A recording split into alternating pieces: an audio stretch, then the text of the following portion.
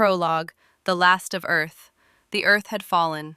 The skies burned red with plasma fire, oceans turned black, and continents sank under the weight of orbital bombardment.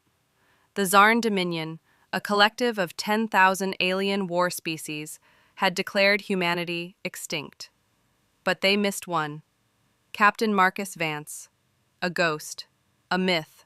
A soldier who should have died with his world. Chapter 1. Alone in the Void. In the ruins of Lunar Outpost 7, Marcus emerged from cryostasis. The AI voice greeted him coldly. "Welcome back, Captain. Earth is gone." He didn't scream. He didn't cry. He just picked up his gear, reloaded his combat suit, and asked one question. "Where's the nearest Xarn fleet?" Chapter 2. The Ghost Protocol. The Xarn considered humans extinct. That was their first mistake. Using ancient stealth tech and scavenged alien parts, Marcus hijacked an abandoned scout ship. He renamed it Revenge. With its cloaking array online, he slipped past patrols like a shadow. His mission? Simple. Kill as many Xarn as possible. One ship at a time. Chapter 3. First Blood. His first strike came at Outpost Chilrax, a minor supply station.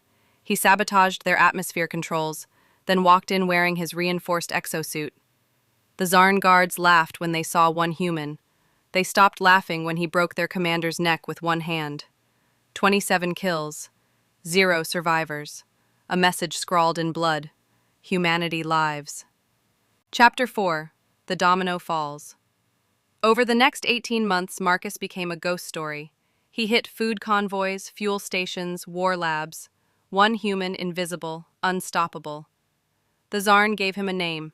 The Crimson Death. Admirals argued. Generals panicked. Some even retreated from their own outposts when they received whispers. "He's coming. Barrett." Chapter 5. 10,000 strong. Eventually, they set a trap.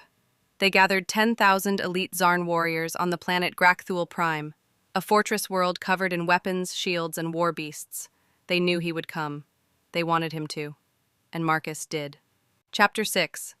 The War of One. He didn't attack head-on. He poisoned the planet's water supply with nanobots. He jammed their comms with false retreat orders. He set their own defense turrets to friend detection, off.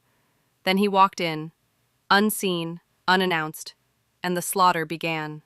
Power armor glowing red, fists like thunder, rage hotter than a supernova.